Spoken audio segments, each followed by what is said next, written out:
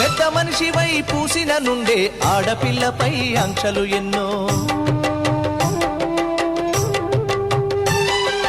చూసేదానిని చూడొద్దంటారు, నవ్వే చోట నవ్వొద్దంటారు.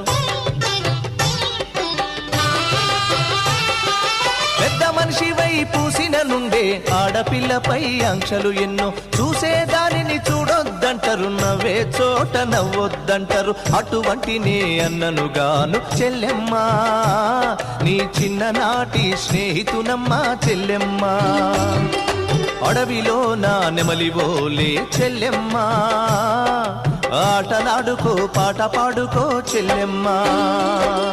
మల్లె తీగకు పందిరి వోలే, మస్క చీకటిలో వెన్నెల వోలే చెల్లెమ్మా.